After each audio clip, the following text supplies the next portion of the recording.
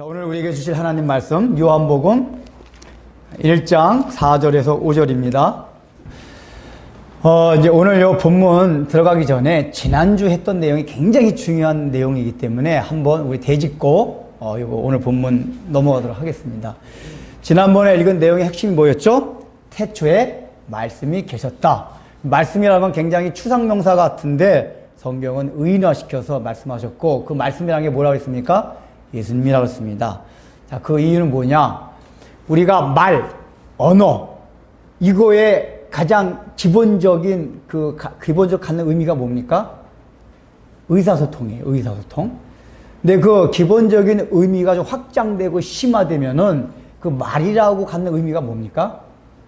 그러니까 의사소통을 넘어서서 내가 가진 사상, 신념, 의지, 이런 것들을 다른 사람들에게 표현해내는 방식, 이게 말이고 언어예요. 다만 이제 인간은 육체를 입었기 때문에 이 성대와 혀라는 구조를 통해 가지고 그걸 말하긴 하지만은 말 자체가 갖는 의미는 내가 한 인격체가, 존재가 갖는 그 신념, 의지, 생각들을 다른 대상에게 표현해내는 방식, 이게 말입니다. 자, 그런 의미에서 하나님이 천지를 창조하실 때 어떻게 창조하셨다고 그랬죠? 말씀으로 창조하셨다고 그랬어요. 그러니까 우리는 그걸 말씀으로 창조했다고 해서 영화에서 나오듯이 빛이 있으라, 이렇게 물리적인 음성으로 생각하기 쉽지만은 그 뜻이 아니라 말씀으로 지으셨다는 얘기는 뭐죠? 그러니까 말의 의미가 뭐라고요? 그걸 하나님으로 이렇게 적용해 봅시다. 하나님의 생각, 하나님의 계획, 하나님의 성품, 하나님이 가진 생각, 모든 의지, 이것들을 담아낸 게 뭐다? 천지만물이다, 그 얘기예요. 말씀으로 천지만물을 지으셨다. 그 얘기는 천지만물 자체가 하나님이 당신의 뜻과 성품과 모든 것을 드러내 보이신 게 천지만물이다. 그래서 말씀이라고 한 거예요. 이해되시죠? 말씀이 그거예요. 그런데 요한복음에는 그 말씀이 태초로부터 계셨다, 그 얘기예요. 그리고 태초로부터 지금까지 계속 계신다라고 말씀을 드려서 시제상으로는 그럼 그 얘기 뭐냐? 그러면은 그때 그 말씀은 성삼위 하나님 가운데 제2위 하나님이신 성자 하나님 예수님을 말씀한다고 했어요. 근데 왜 예수님을 말씀한다고 할까 하는 얘기는, 일단은 창세기에서 천지를 창조할 때 말씀을 했다고 하고, 요한복음에서 예수님이 말씀이라고 한 이유는 뭐냐? 천지 창조할 때 예수님이, 그러니까 성자 하나님도 성부 하나님과 함께 천지를 창조했다, 그 얘기예요. 우리는 성부 하나님만이 천지를 창조하셨다고 생각을 해요. 근데 요한복음에 보면은 천지 창조할 때 성자 하나님과 함께 하셨다, 그 얘기예요. 성자 하나님. 그러면서 요한복음이 얘기하고 있는 건 뭐냐? 그 성자 하나님이 천지 창조에 같이 하셨고, 그러면은 성자 하나님이 천지를 창조하셨다는 얘기는 뭐냐면은 성자 하나님도 천지 만물을 통해서 자기를 계시하셨고, 다른 말로 하냐면은 성자 하나님을 통해서 성부 하나님을 드러내고 표현해냈다, 그 얘기예요. 이해되시죠? 그러니까 그러니까 하나님을 어느 정도 알아볼 수 있는 방법은 뭐라고 그랬죠? 자연이에요. 두 번째는 뭐죠? 성경. 그 성경도 말씀이잖아요, 말씀. 하나님을 드러냈기 때문에 이게 말씀이고 말이에요. 그러니까 첫 번째 말씀은 자연, 두 번째 말씀은 성경. 이게 더 깊고 넓어요. 근데 이걸 봐도 구약 성경 때 유대인이 잘 몰랐어요. 그래서 하나님을 100% 보여주시기 위해서, 계시하기 위해서, 드러내기 위해서 오신 분이 누구요? 예수님이에요. 예수님은 하나님을 100% 드러내셨어요. 그래서 예수님이 말씀이다. 100% 말씀이에요. 100% 말씀. 다 드러내신 분이다. 이거 꼭 기억하셔야 됩니다. 그래서 기독교는 무슨 종교예요? 말씀의 종교예요. 말씀의 종교는 다른 말로 하면 계시의 종교. 다른 말로 하면은 하나님이 먼저 자기 자신을 드러내시고 우리에게 가까이 오셔서 생겨진 종교다, 그 얘기예요. 모든 종교는 인간이 먼저 하나님을 찾아가요. 하나님은 계시하지 않았어요. 모든 신들은 자기를 드러내지 않았어요. 근데 인간이 자기의 필요와 요구에 의해서 신을 찾아가는 행위, 이런 게 종교라 그래요. 근데 기독교의 복음은 하나님이 먼저 자기 자신을 계시하고 드러내셔서 인간들이 알고 하시고 다가오신 게 복음이에요. 기독교는. 이해되시죠? 그게 말씀의 종교. 그래서 하나님을 아는 방법은 뭐다? 말씀이에요. 근데 특별히 그 말씀 가운데서 2000년 전에 저 유대 땅에 오셨던 예수님, 그분을 통해서 하나님을 가장 잘 알 수 있어요. 그래서 우리는 구약 성경과 함께 신약 성경을 보는 겁니다. 신약 성경이 예수님에 대해서 증거하는 거기 때문에. 이 정도를 하고, 이 개념 잘 이해하고 있어야 됩니다. 오늘 이제 요한은 계속해서 철학적이고 추상적인 얘기를 펼쳐나가요. 지난주에 이제 그 이유는 설명드렸죠. 요한이 헬라 제국 사람들한테 지금 복음을 설명하는 거기 때문에 용어 자체가 헬라 제국 사람은 익숙한 용어를 쓰고 있습니다. 오늘 이건 보면 생명, 빛, 어둠, 이 얘기가 나와요. 그러니까 이 용어 자체가 헬라 제국의 그 세계관에 젖어 있는 사람이 아주 잘 알고 있는 용어들입니다. 지난 시간에 헬라 제국 사람들이 갖고 있던 기본적인 세 가지 세계관을 얘기했었죠. 기억나세요? 그 중에 첫 번째가 뭐였죠? 이원론적 세계관.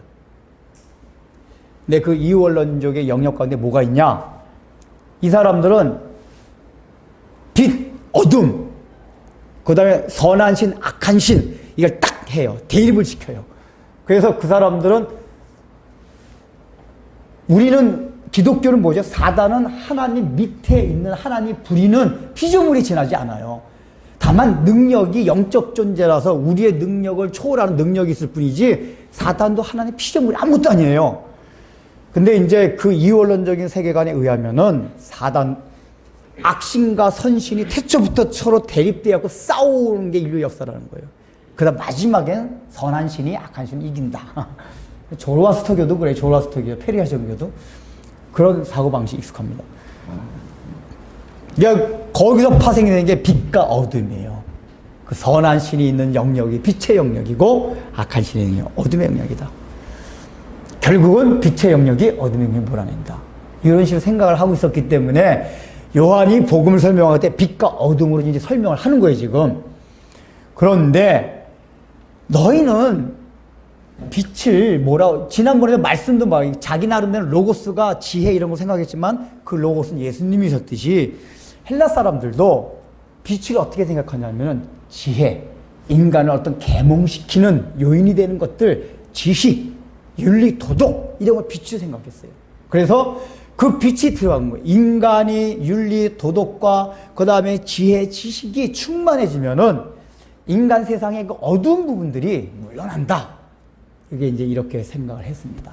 근데 오늘 요한이 얘기하고 있는 거는 그 빛이라는 게 그게 아니다. 예수님이 빛이다. 그 얘기, 예수님이. 이게 이제 이게 헬라 사람은 그걸 이해할 수, 예수님 빛. 그럼, 예수라는 그 양반을 통해서, 그 존재를 통해서 어둠의 영역이 이게 몰려가는 거구나. 몰려가 아니라 몰아내지는 거구나. 이렇게 이제 생각할 수가 있단 말이에요. 그러나 그 사람들이 처음에 부딪혔을 거예요. 왜 빛이 우리가 생각하는 게 빛이 아니라 그 예수란 그 존재가 빛이 되지? 왜 그럴까요? 이제 요한이 계속해서 얘기하는 건 뭐냐? 자연을 통해서 오는 빛은 한계가 있어요. 유한해요. 일단 윤리, 도덕, 지혜, 지식 이것도 사람들이 빛으로 생각하지만은 인라이트먼트 뭐가 사람 깨달음을 줘요. 근데 인류 역사를 돌아보면은 깨닫다고 하더라도 늘 뭐가 있느냐? 인류는 파멸로 가요. 18세기 때 계몽주의가 유럽에서 굉장히 발달됐습니다. 계몽주의, 인간에게 지혜가 한참 그냥 막 이렇게 숭고하게 떠받침 받았어요. 근데 그 뒤에 19세기 지나서 뭐가 왔습니까? 1차 세대전, 2차 세계대전이 왔어요. 사람들의 빛이 비춰져가지고 사람들이 계몽되고 깨달아지고 그래서 인류에게 평화가 올 줄 알았더니 어둠이 다 물러갈 줄 알았는데 더 캄캄해진 세계, 1차 세계, 2차 세계전 이게 왔어요. 그러니까 역사를 돌아보면 세상을 돌아보면은 이 빛이라는 게 진짜로 어둠을 과연 몰아내는가? 의문이 들어요. 한계가 있어요. 그냥 물리적으로 밝은 그 역할을 하지만은 영적인 세계에서 어둠을 몰아내지 못합니다. 그리고 여기 요한은 지금 이 빛을 생명이라고 또 얘기하고 있습니다. 생명. 여기서 말하는 생명은 뭐냐? 우리가 말하는 목숨을 얘기하는 게 아니라 영원한 생명. 즉 유한하지 않은 무한한, 또 능력의 한계가 있는 것이 아니라 능력의 한계가 없는, 다른 말로 하면 뭐죠? 무한한 무한한 능력. 이걸 지금 말하는 게 생명이라는 뜻이 그거예요. 그러니까 이 빛은, 너희가 생각하는 이 빛이 들어가면 생명이 같이 들어간다. 생명이 있게 된다. 지금 그걸 설명해요. 너희가 지금 다 봐잖아. 한계가 있지 않았느냐. 그러나 이 빛, 예수 그리스도의 빛이 들어가면은 무한한, 풍성한, 한계가 없는 그런 빛이 된다. 이 얘기를 해줘요.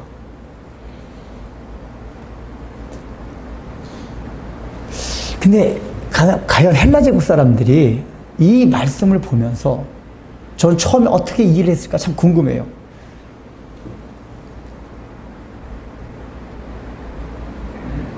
그러나 적어도 요한이 말하고자 하는 의도, 예수님 빛이었다. 이건 알고 과연 예수란 그 사람을 통해서, 그 존재를 통해서 어둠이 물러날까? 이걸 여러 가지 생각했을 거예요. 근데 나중에 요한복음을 보면은 소경이 눈뜨는 그 표적을 요한이 기록을 합니다. 그러니까 요한이 요한복음에 기록한 이 기적들은 미라클, 기적이라고 하지 않고 사인, 표적이라고 그래요. 왜냐하면은 예수님이 특별히 어떠한 분이다 하는 걸, 어떠한 영역을 가르쳐 주기 위해서 한 기적이라서 표적이라고 표현하거든요. 그 중에 뭐냐면 이게 소경이 눈을 뜨는 얘기들이 나와요. 그리고 소경에 대해서 이 제자를 묻는 얘기가, 이제 그 얘기가 뭘 의미하냐면은 너희가 살아가는 세상, 너희들의 상태 자체가 소경은 뭐죠? 앞을 아무것도 보지 못해 완전히 깜깜한 세상에서 살고 있는 존재가 소경이에요. 그러니까 요한이 얘기하는 건 뭐냐면, 지금 이 세상, 너희의 심령이 나름대로 뭐 빛을 비춰가지고 좀 밝은 것도 있는 줄 알고 있지만은, 성경이 규정하는 거는 너희들은 다 아무것도 보이지 않는 깜깜한 세상 가운데서 살아가고 있다. 이걸 지금 요한이 얘기하고 있습니다. 그래서 그 어둠 가운데서 그 뭔가 앞을 보려면은, 또 더듬을 수 있으려면, 길을 가려면 예수 그리스도한 빛을 비추어서 그 빛을 받아들여야 된다. 그 얘기를 해주고 있습니다. 그럼에도 불구하고 5절을 보면 빛이 어둠에 빛이 돼 어둠이 깨닫지 못하더라. 이렇게 얘기를 하고 있습니다. 즉, 이 얘기는 그 당시 사람들이 예수님이라는 빛이 들어갈 때 그것을 잘 받아들이지 못했다. 요거 이제 조금 더 후에 다시 자세히 설명하겠습니다. 자, 그러면은 여러분, 이제 빛의 영역이 있고 어둠의 영역이 있단 말이에요. 그러면은 어둠 하면 떠오르는 이미지가 뭐죠? 맞아요. 빛이 들어가서 어둠을 몰아내는 게 참 좋아요. 복음을 지금 요한이 이렇게 빛과 어둠을 설명하고 있습니다. 그러면은 일단 어둠이 갖는 이미지가 뭡니까? 어둠. 첫 번째, 아무것도 안 보인다. 깜깜해서 보이질 않아요. 그렇죠? 그러니까 보이지 않으니까 또 뭐가 되죠? 분별력이 없어진다. 분별력이 없어져요. 세 번째, 아무것도 안 보이면 어떤 마음이 일어나죠? 불안해져요. 이게 깜깜해지면 사람들이 이게 뭔가 이렇게 왜 불안해지냐면은, 사람이라는 건 본성상 앞이 보이고 미래가 예측이 돼야 불안하지 않아요. 근데 깜깜하다는 얘기는 뭐냐면 앞이 안 보인다는 얘기거든요. 앞이 안 보면 굉장히 불안해져요. 불안해져요. 그래서 행동이 한계가 있어요. 뭔가 이렇게 행동하고 싶어도 자유가 없어요. 자유가 없어. 이게 어둠의 특징이에요. 근데 빛이 뭐죠? 빛이 들어가면은 환해지면 보이게 되고, 그리고 예를 들면 이거예요. 우리가 예를 들면 이제 아주 깜깜하지 않고 거의 잘 안 보이는 상태고 어둠일 때, 내 앞에 이렇게 이렇게 장애 요인이 많아요. 뭐 톱니바퀴도 있고 막 내가 이제 어딘가 가야 되는데 근데 이렇게 이게 너무 어두워가지고 잘 안 보일 때는 이게 발 앞에만 보이잖아요. 아주 깜깜하면 바로 앞도 안 보이고 그나마 덜 깜깜하면 이렇게 바로 앞만 보여요. 바로 앞만 보니까 막 톱니바퀴, 칼날 이런 것들이 막 여기저기 막 있어가지고 내가 갈람 막 찔러질 것 같고 막 톱니에 베일 것 같고 말이 안 맞네. 하여간 그래요. 그럴 때 마음이 앞을 나가지 못하고 두려움이 생기고 근심 걱정이 되고 막 눌려져요. 이거 어떡하나. 근데 빛이 딱 비춰가지고 딱 보니까 이게 자세히 딱 보니까 여기 틈이 있었네. 분명히 막 그냥 칼이 튀어나오고 있고 뭐 장애인이 있지만은 빛이 더 강한 빛이 딱 들어오니까 틈이 있었네. 그러면 아무리 있어도 밝은 빛만 딱 비치면 이거 별거 아니네. 딱 갈 수가 있어요. 불안해하지가 않아요. 인간 어둠 가운데 있으면 그러니까 어둠의 우리가 어둠 하면은 이 악마 해가지고 막 윤리도도 저 암흑가 술 담배 먹고 마약 치고 마약 치는 게 아니라 도박 치고 마약 먹고 뭐 우린 주로 그런 걸 뭐 조폭 이런 걸 암흑의 세계라고 표현하잖아요. 근데 성경이 말할 때 암흑 어둠이라는 건 그런 걸 말하는 게 아니다 그 얘기예요. 우리가 살아가면서 근심 걱정하고 눌려서 살고 자유함이 없고 앞을 내다보지 못해서 늘 불안하고 이게 다 어둠의 영역이에요. 어둠의 영역. 여러분들 어둠의 영역 가운데 빛을 받았습니까? 어떠세요? 여러분들 삶 자체가 어둠이 있습니까? 없습니까? 그걸 보면 알아요. 근심 걱정이 있느냐? 눌려진 게 있느냐? 그래서 우리는 예수를 믿었기 때문에 예수님의 빛을 받아들였기 때문에 완전히 깜깜하진 않아요. 이게 희미하게 보여요. 희미하게 보여요. 그래가지고 그래도 덜 걱정하시죠, 여러분들은? 세상 사람 아주 깜깜한 데서 사는 사람보다는 덜 걱정하죠. 덜 눌려 있죠. 미래에 대해서 덜 불안하시죠. 안 그런가 보네. 아니 예수님 빛을 안 받아들이셨어요? 예수를 믿었다는 얘기는 그 빛을 받아들였다는 얘기란 말이에요.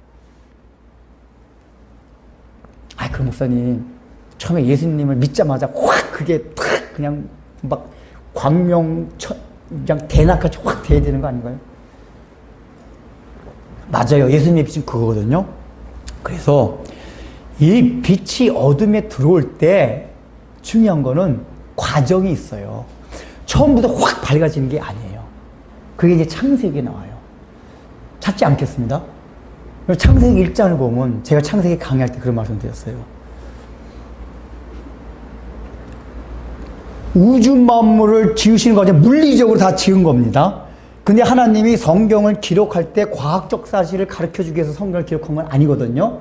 성경에 기록한 목적은 구원의 진리를 설명하기 위해서 성경을 기록하게 하셨어요.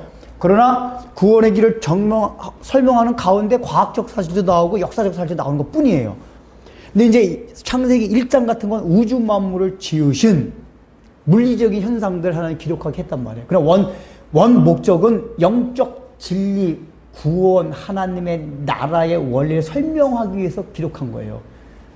그래서 하나님이 천지 만물을 지으실 때는 아무렇게나 지으신 게 아니라 우리가 앞으로 신앙생활 해나가면서 해야 할 신앙생활의 원리, 영적 세계의 원리, 하나님의 나라의 원리를 이 세상 천지 만물을 지을 때 담아서 그 경륜 가운데 하나님이 천지 만물을 지으셨어요. 그래서 예를 들면 첫째 날이 뭐죠? 빛이 있으라 그랬어요. 그 빛이 있기 전에 천지를 지었다고 그랬잖아요. 학자들 간에는 1절을 표제부로 천지 만물을 지으셨느니라 하고 구체적인 내용을 이제부터 말하는 걸로 나오지만은 제가 전체적으로 보면 저는 그렇게 안 받아들이고 이 천지부터 첫째 날로 해요. 그러니까 천지라는 게 뜻이 설명했잖아요. 공간과 진료라고 그랬죠. 원문의 뜻이. 공간과 진료. 근데 그 상태가 어떤가 해서 2절에 나와요. 그 2절이 뭐죠? 처음에 천지를 지으셨는데 그리고 나서 하나님이 바로 우주에서 우주는 별 관심이 없고 지구로 초점이 향합니다. 그 지구의 상태를 설명해요. 근데 그게 뭐였죠? 2절? 혼돈과 공허와 흑암의 깊음 위에 있더라. 지구의 상태를 그렇게 설명하세요. 그러니까 이건 일단 물리적으로 진짜 그렇다는 얘기예요. 그러니까 혼돈이라는 건 뜻이 뭐냐면 원뜻이 정형화되지 않았다가 흐물흐물 아메바 같이 형체가 없다고 얘기해요. 그리고 공허, 비어있다. 그리고 흑암. 근데 이 얘기 뭐죠? 하나님이 천지만물을 짓긴 지었는데, 그 진리와 공간을 짓긴 지었는데, 이게 형체도 제대로 갖춰지지 않고, 안에 내용물도 별로 없고, 그냥 완전히 깜깜한 그 가운데 있었다, 그 얘기예요. 그러니까, 왜 하나님이 우주를 주실 때, 지구를 주실 때, 저는 그 옛날 그래서 궁금했어요. 무슨 여섯째 날까지 가지 말고 그냥 한 번에 짠! 하고서 그냥 싹 지으면 얼마나 좋아요. 근데 여섯째 날 동안, 하나님 힘이 드셔서 그랬나요? 아니잖아요. 그게 그렇게 여섯째 날 동안에 이 지구를 지어가신 과정 자체가 영적 진리를 우리에게 가르쳐 주시기 위해서 실제 물리적으로 지나갈 때 그렇게 섭리하셨다 그 얘기예요. 근데 거기서 그렇게 혼돈과 공허와 깊음과 이거는 뭐냐면 굉장히 무질서하고 형체가 막 그렇다는 얘기예요. 그래서 이제 저는 이게 과학적으로도 저는 이렇게 하루 6,000년 만년설을 받아들이지 않습니다. 지질학적으로 그게 45억 년 꼭 그런 건 아니지만은 성경에서 그 한 날이라는 개념은 한 때, 한 시기, 한 기간 이렇게 요미라는 게 번역이 돼요. 그래서 우리가 그거는 알 수는 없지만 그렇다고 지질학에서 꼭 45억 년 이런 건 아니고 수십억 년이 될 수 있어요. 근데 중요한 건 처음의 상태인 지구의 상태가 그렇게 막 반죽도 안 된 깜깜한 그런 상태였다 그 얘기예요. 그게 아마 수십억 년 동안 아니면 우린 몰라요. 뭐 수억 년일 수도 있고 그렇게 됐어요. 그런데 그 상태에서 두 번째 뭘 했죠? 빛이 있으라 하면 빛이 생겼고 제가 그때 그 빛을 뭐라 설명해 기억나십니까? 그 빛은 태양빛이 아니라 그랬죠. 왜냐하면 여러분 태양 자체가 태양은 빛이 아니라 발광체예요. 빛을 내는 물체. 그러니까 태양이 빛을 낼 수 있는 거는 태양 내에서 수소나 헬륨이 있어가지고 그 핵융합을 일으켜가지고 그 핵융합할 때 반응이 빛이라는 거로 변화하는 것 뿐이에요. 그러니까 중요한 건 뭐냐면은 그 태양이 헬륨이나 수소를 통해 핵융합을 일으킬 때 우리가 생각하는 그 가시광선 또 여러 가지 뭐 자외선하는 많은 빛의 성질을 가진 그 선을 내보낼 수 있게 하는 근원적인 에너지가 있다 그 얘기예요. 물리학자들 그거를 빛이라고 그래요. 물론 물리학자들 지금 계속 연구 중에 있습니다. 그 빛의 성질만큼 학자들 괴롭히는 게 없대요. 옛날 뭐 파동이다, 입자다, 죄송합니다. 어쨌든 그래서 이제 오늘날의 물리학자들은 빛을 에너지라는 데까지는 거의 동의해요. 에너지다. 빛은 에너지다. 네, 여러분 그거 그러니까 그때 빛이 있음으로써 그때부터 뭐가 잡힌다 그랬죠? 질서가 부여되기 시작했다. 그러니까 질서라는 건 뭐냐면 물리적으로도 흐물흐물하고 형체도 없고 그 안에 내용도 없고 깜깜했는데 이제부터 어떻게 됐냐? 점점점 형체가 갖춰지고 그 안에 무슨 내용도 들어가고 그래서 둘째 잠깐 그러면서 이제 궁창과 땅이 궁창 위아래가 나눠지고 묵과 바다가 계속 그렇게 나가잖아요. 그래서 안에 뭐가 식물이 튀어나가잖아요. 뭐가 공허하지 않고 채워져 나가요. 그게 빛을 만든다는 거예요. 그 빛의 게 뭐냐? 그렇게 형체가 없고 별로 내용물도 없고 깜깜한 그 세상 가운데 질서를 부여하기 위한 근원적인 어떤 이게 빛이라 했어요. 어떤 에너지. 중요한 거는 처음의 상태는 무질서 상태였다. 그런데 질서를 향해서 하나씩. 그래서 보세요. 점점점 형체가 갖추어지고 두 번째 뭐냐면 채워져 나가요. 둘째 날, 셋째 날 계속 빈 공간에서 하나씩 막 채워져 나가요. 이 채워져 나간다는 얘기는 무슨 의미입니까? 풍성해진다는 얘기예요. 풍성해져. 그리고 마지막에 여섯째 날 인간을 만들치면서 모든 풍성함에 딱 완성이 된 거예요. 다 지었어요. 그래서 일곱째 날 쉬시고. 여기서 중요한 게 그거예요. 하나님이 첫째 날부터 한 번에 싹 지구를 오늘날과 같이 그냥 식물, 동물, 사람, 모든 천지에 팍 만들 수도 있을 텐데, 그러지 아니하고 여섯째 날의 과정은 거의 무질서 가운데서 질서를 이렇게 찾아가는 방법으로 지구를 지신 이유가 뭐냐? 우리의 영적인 원리, 신앙상의 원리도 그렇다 그 얘기예요. 한꺼번에 질서가 부여되는 게 아니에요. 우리는 다 뭐죠? 암흑에 있던 사람이에요. 혼돈과 공허와 어둠 가운데 있어요. 혼돈. 우리 삶이 여러분들 탁 뭔가 탁 이게 있었습니까? 지멋대로 살아왔어요. 형체도 없이 내가 가고 싶은데 아무렇게나 그런 삶이었었어요. 거기다가 우리는 공허했습니다. 채워지지 않아서 늘 부족했어요. 자족감이 없었어요. 근데 예수 믿고 나면서부터 하나씩 채워져 가기 시작해요. 풍성해져 가요. 빈자리 메꿔는. 그러면서 어둠들이 물러나기 시작해요. 그게 한꺼번에 된 게 아니라 유기량 기간을 천지만물이 그랬듯이. 그 우리 신앙도 그렇게 예수님을 처음 믿어서 빛을 받아들였어요. 그러니까 빛의 성질과 어둠의 성질을 심화해서 얘기해 준 거예요. 창세기 통해서. 비쳤다가 확 다 일순간에 되는 게 아니라 창세기에 의하면은 점진적인 과정을 통해서 빛이 완전히 어둠을 몰아낸다 그 얘기예요. 그래서 마지막 우주적으로 예수님이 재림하셔야지 모든 어둠의 영이 싹 사라지고 빛의 영역이 다스리는 하나님의 나라가 이루어져요. 근데 우리가 이 살아가는 세상 가운데도 그렇다고 얘기해요.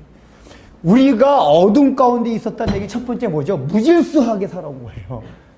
무질서하다는 얘기는 뭡니까? 성경에서 질서가 뭐죠? 하나님이 지으신 창조 만물, 그게 원위치에 있는 게 질서예요. 질서 정해놓은 거예요. 그 창조의 위치에서 벗어난 게 무질서한 거예요. 근데 원래 우리 인간은 하나님 앞에 순종하도록 하나님께 온전히 통치를 받도록 원래 만들어졌어요. 근데 아담하와가 타락함으로 해서 무질서해졌어요. 그 위치를 떠났어요. 이게 무질서해진 거예요. 혼돈과 그래서 공허해졌어요. 그래서 우리의 삶은 깜깜해졌어요. 혼돈과 공허와 흑암의 기품이 우리를 지배했어요. 근데 빛 대신 예수님께서 오셨어요. 이 빛은 영적인 거, 물리적인 빛이 아니라 오셨어요. 오셔서 그 세계다 비추기 시작한 거예요. 그 이걸 받아들인 사람은 완전히 깜깜했는데, 완전히 깜깜했어요. 받아들이면서부터 보이기 시작해요. 뭐가 처음에 보입니까? 이제 빛이 어둠을 비추면 이제 보이기 시작한 게 첫 번째 증상이거든요. 보이기 시작해요. 그 첫 번째 물끄러미 탁 보이기 시작한 게 뭐였습니까? 여러분, 예수 믿고 나고 첫 번째 보인 게 뭐죠? 이 세계가 다가 아니구나, 그거 아니에요. 우리가 살고 있는 세상이 다가 아니라 죽은 다음에 천국과 지옥이 있구나. 이게 안 보였었어요, 우리 원래는. 무질서 속에 흑암 가운데 살아갈 때는. 근데 예수 믿고 나서, 내가 죽어도 지옥 가는 게 아니라 천국이었었구나. 이게 깜깜한 세계에서 사는 사람, 여러분, 당장 나가서 안 믿는 사람 얘기해봐. 에이, 웃기지 마라. 그런 게 어딨냐. 깜깜해서 안 보여서 몰라요. 우린 보입니다. 근데 이게 다가 아니란 말이에요. 그래서 질서가 어느 정도 이게 질서가 이제 거기서 하나 깨달아서 빛이 보여서 질서가 조금 회복이 돼요. 그게 다가 아니에요. 여러분들 적어도 천국과 지옥 다 믿죠? 안 믿으세요? 믿죠? 근데 왜 살아가면서 삶이 풍성하세요? 안 풍성하세요? 돈을 많이 벌고, 사고도 안 나고, 하여간 그러면 풍성해지고, 우리 다 그렇잖아요. 그건 세상 사람 똑같아요. 근데 그리스도의 빛을 받으면은 채워진단 말이에요. 채워져요, 계속. 이게 어둠이 사라지는 게 채워져 가는 거예요. 그게 채워져 보이기 때문에. 아까 처음에 말씀드렸잖아요. 잘 안 보일 때는, 이게 장애물이 있으면 그게 장애물 때문에 못 갈 것 같고, 장애물이 나를 해칠 것 같아요. 근데 빛이 점점 내 영역이 많이 들어오면 들어올수록 또 확연히 보여져요. 아유, 괜찮네. 다 틈이 있구나. 내가 갈 수가 있네. 저 멀리도 계속 장애물은 있어요. 장애물이 있는데 그냥 멀리, 빛이 강하면 강할수록 멀리까지 더 보여요. 멀리 딱 보니까, 아이고, 아유, 충분히 갈 수 있네. 그 빛이 많이 들어올수록 먼 미래 내다보고 전혀 불안해지지가 않아요. 근데 이제 처음에 빛 들면 가까운데 지옥은 없다. 근데 삶에서는 그게 안 돼요. 이게 뭐죠? 신앙생활에서 아직까지 첫째 날, 어떤 사람은 신앙생활 첫째 날에 머문, 둘째 날에 머문 사람, 셋째 날에 머문 사람, 넷째 날에 머문 사람, 여섯째 날에 머물러야지 마지막에 안식이 온단 말이야. 참된 안식. 근데 다 사람마다 달라요. 그 신앙의 경륜과 위치가. 근데 성경이 우리에게 요구하는 건 여섯째 날까지 가라가요. 다 질서와 회복해서 그 빛을 100% 받아들여서 우리가 다 보이는 거예요. 그게 다 보이면은 그 불안하고 눌린 가운데서 완전히 해방이 돼요. 보니까. 그 어두스름할 때는 이렇게 다 나를 에워싸고 있는 장벽만 보였는데 빛이 탁 비치니까 아니네. 이 구멍도 있고 저 구멍도 있고 요 사이도 있고 재밌어요. 오히려 그냥 뻥 뚫려 있는 것보다 여러분 이거 있잖아. 이거 미료 찾아가거나 하는 거 더 재밌잖아요. 사람이. 인생 참 재밌다. 이게 안 보이면 인생이 재밌는 게 아니라 죽는 거야. 맨날 고통, 한숨, 눌림. 미치겠네. 보이십니까? 안 보이시면 아직까지 빛이 여러분들 마음과 삶의 영역에 굉장히 부분적으로 비치고 있는 거예요. 그래서 하나님이 여섯째 날 인간을 완전히 하나님의 형상을 닮은 인간을 탁 창조하시면서 모든 창조가 마무리했듯이 우리가 그 하나님의 형상을 닮아가는 마지막 그 거룩하신 성품, 하나님의 성품, 거기까지 갈 때 그 빛이 영역이 우리를 100%다 지배해요. 보여줘요. 그때 어둠이 완전히 사라집니다. 혼돈과 공허와 흑암이 사라져요. 혼돈은 없어지고 아주 질서정연해지고 공허한 게 없어 다 채워지고 그래서 무궁무진 풍성해져요. 여유가 있어져요. 전전긍긍하게 돼요.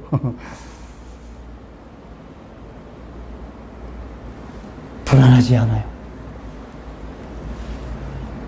그런데 목사님, 그럼 좋죠. 그래요. 알았어요. 알겠습니다.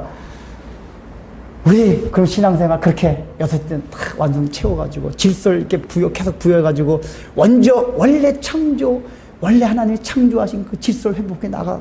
저도 그러길 원합니다. 그게 안 돼서 그렇잖아요. 근데 지금 5절에 뭐라고 나왔습니까? 빛이 어둠에 빛이 돼 어둠이 깨닫지 못하더라. 근데 여러분 성경에 그 번호 깨닫지 못하더라 앞에 숫자 써져 있죠? 그 숫자 밑에 읽어보세요. 이게 이제 어떤 사본에는 이렇게 돼 있다 그런 거예요, 지금. 자, 보세요, 한번. 뭐라고 같이 읽어보 시작. 예? 이기지 못했다.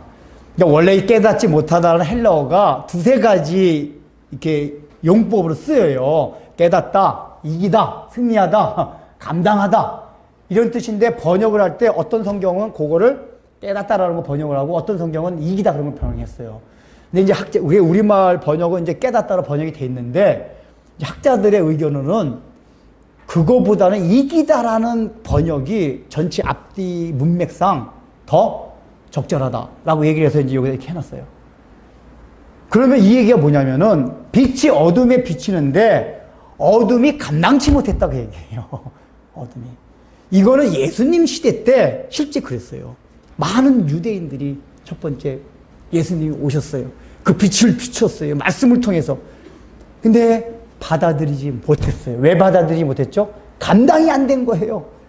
왜 감당이 안 됐습니까? 첫 번째. 빛이 어둠에 들어가 첫 번째 증상이 뭐죠? 다 드러나요. 안 보이던 게. 다 드러나요. 그러니까 어두울 땐 적당히 다 숨길 수가 있어. 자기 자신을 이렇게 포장할 수가 있어요. 아, 나 괜찮은 존재인데. 근데 빛이 딱 들어가면은 자기 존재 다 드러납니다. 그러면 남이 남한테 굳이 알릴 거 없고 자기 스스로가 그걸 인정하고 싶질 않아요. 바리새인들이 그런 거예요. 예수님의 말씀을 예수님 앞에 딱 서보니까 자기들이 어쩐지 막 드러난단 말이에요. 왜 자기들은 지금까지 사람들로부터 존경받는 존재였어요. 괜찮은 존재였어요. 근데 예수님의 말씀 앞에 딱 서니까 예수님 자기들도 너무 형편없는 사람들. 근데 이 사람들이 그게 인정하기 싫었어요. 그 자존심 때문에. 그래서 예수님을 배척한 거예요. 빛을 받아들이지 않았어요. 그리고 예수님의 산상순의 모든 말씀들은 지키기가 너무 힘들어요. 그러니까 말씀이 들어올 때 아우 저기는 어떻게 가나 아예 포기를 해버려요. 그래서 아니 가능한 가지 말자. 저 예수 따라가면 고생 훤하다. 따라가지 말자. 이게 그러니까 빛을 비추면 좋을 것 같죠? 그러니까 그런 부분이 있는 거예요. 아까 말한 빛을 비춰주면 제가 말한 좋은 부분이 있었어요. 근데 빛을 비출 때 그 원래 어두워서 못 보던 부분이 드러나는 부분에 대해서는 인간이 죄성과 자존심으로 인해 가지고 너무너무 그게 싫어져요. 싫어져요. 원놈의 예수 믿으면 그냥 얘기해들어. 그래 꼭 그러잖아. 아, 왜 교회가 맨날 죄인이라고 그러냐. 아, 나 말짱하게 잘 살아가고 있는데 괜히 교회 가가지고 죄인. 그런 사람이 있어요. 교회 가면 꼭 죄인 취급받는다고. 아, 내가 일반적으로 살아갈 때 꽤 괜찮은 사람인데 괜히 교회 가가지고 그냥 죄인.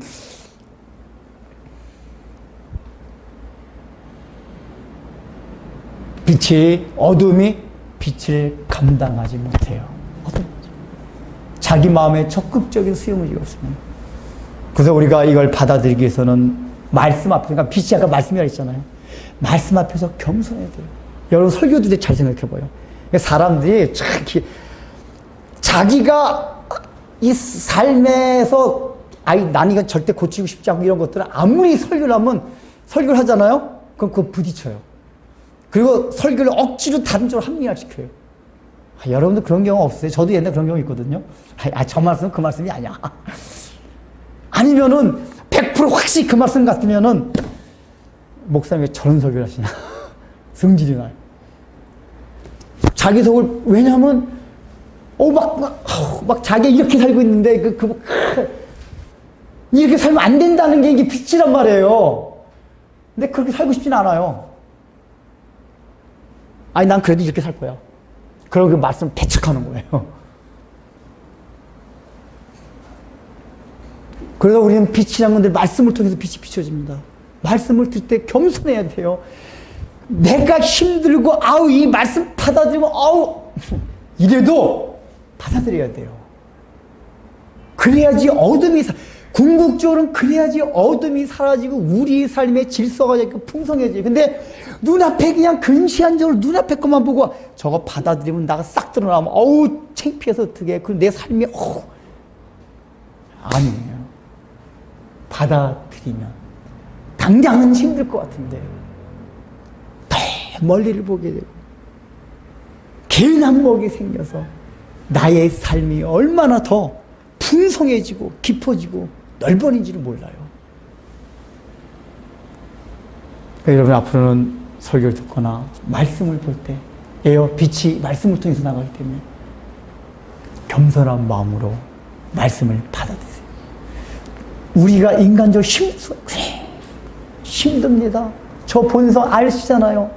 그래 주님 받아들이겠습니다. 받아들이게 해주세요. 이런 마음이 내가 의지를 가진 거란 말이에요. 우리가 힘 잘 안 돼. 그러나 의지란 건 뭐냐면, 주님, 내가 힘들지만 받아들일게요. 이게 의지거든요.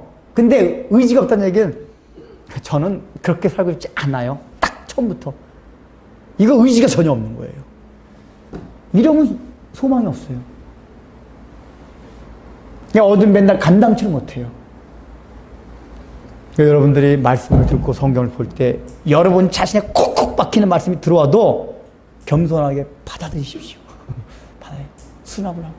그리고 그걸 위해서 하나님 할 수 있도록 은혜를 주세요. 자꾸만 이러다 보면은 빛이 점점 우리의 심령과 삶을 지배하기 시작해요. 그래서 그만큼 어둠이 몰아가기 시작합니다. 그 궁극은 뭡니까? 하나님의 영광을 보는 거예요. 그 빛이 뭐죠? 하나님의 영광이에요. 하나님의 영광. 그 어디 하나님의 영광을 이상한 데서 보려고 하지 마세요. 신비 체험해가지고 하나님 한번 보여주세요. 영광을. 여기 다 써놨다. 이것만 받아들이면 영광을 본다. 하나님의 말씀을 받아들이고 순종. 그 영광을 봐요. 하나님, 나 성공해서 하나님 영광 보게 해주세요. 어림도 없는 소리. 주님이 걸어가라고 하신 좋은 길을 가면은 그걸 받아들이고, 그래서 빛이 나를 지배하게 되면 오히려 하나님의 영광을 봅니다. 그 하나님의 영광을 보게 되면 우리의 삶이, 말로 그 마지막 6째 날에 하나님이 완성되고 기뻐하셨더라, 좋아하셨더라. 그리고 7일째 되다 안식하셨더라. 여러분, 우리가 예수 믿는 게 구원을 다른 말로 하면 뭐죠? 안식이에요. 구원을 여러 말로 표현할 수가 있는데 창세기에서 나온 구원의 용어는 안식이에요. 안식. 참된 안식. 쉼이 있어요. 일할 필요가 없어요. 우리가 기왕에, 물론 우리는 나중에 천국 가서 그 안식을 누리게 됩니다. 그러나 이 세상 가운데서도 그 안식을 누려야 되잖아요. 기왕이면은 그 풍성함을 누려야 되잖아요. 그런 빛을 겸손하게 적극적으로 수납함으로써 그 하나님의 영광을 보고 여러분 삶이 풍성해져서 불안이 없어지고 근심 걱정이 떨쳐나가고 모든 눌림에서 자유함을 맛보는 여러분이 되시길 주의로 축원합니다. 봉헌을 해서 기도하겠습니다. 사랑하는 주님, 혼돈과 공허와 흑암 가운데서 그래서 아무 형체도 없이 무질서하게 흐느적거리며 늘 체험이 없어서 부족하여서 자족함이 없이 그래서 우리의 인생 앞길이 보이지 않기에 늘 불안과 근심 걱정과 눌리면서 살아오던 저희들에게 어느 날 빛으로 오셔서 하나님 아버지 그 가운데 광명을 주심으로써 이 세상이 하나 눈에 보이는 게 다가 아니라는 사실을 가르쳐 주시며 예수님의 비단으로 들어오게 하시사 참으로 하나님께서 원래 창조하셨던 풍성하게 누리는 그 나라를 우리에게 허락해 주심을 인하여 오늘 주님 앞에 봉헌합니다.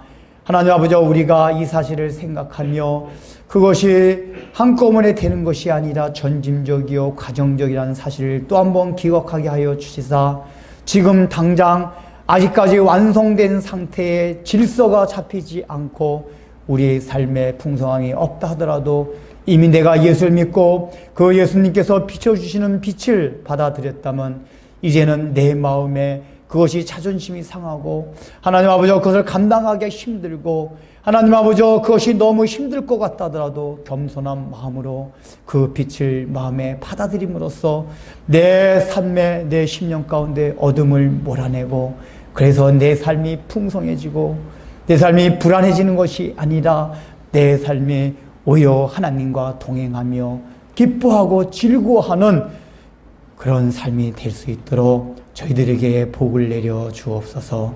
하나님, 그런 삶 자체가 주님 앞에 또한 온전히 봉헌되는 삶을 저희 마음에 깊이 인식하게 하여 주시어서 그저 하나 헌금 조금 내는 것으로 봉헌하는 것으로 때우려지 말고 우리의 삶 자체가 주께서 우리에게 허락하신 모든 잔치의 풍성함을 누리는 것이 오히려 주님께 참된 봉헌이라는 사실을 생각하며 그것을 향하여 날마다 나가는 우리 사랑하는 성도들이 되게 하여 주옵소서. 예수님의 이름으로 기도드립니다. 축도하고 마치도록 하겠습니다. 이제는 참 빛으로 이 땅에 오시사 모든 어둠을 몰아내신 우리 구주 예수 그리스도의 무한하신 은혜와 그 빛을 이 땅에 보내심으로써 우리로 하여금 참 빛을 보게 하신 우리 하나님의 극진하신 사랑과 이 모든 것을 깨닫고 내가 그 빛을 진정 내 마음속으로 받아들일 수 있도록 권면하며 또 생각하게 하는 성령님의 감동하심이 오늘 이 말씀을 듣고 나도 빛을 받아 모든 내 마음에 남아있는 어둠의 세력을 몰아내기를 소망하는 우리 사랑하는 성도들 위해 이제부터 영원토록 함께 있을지어다.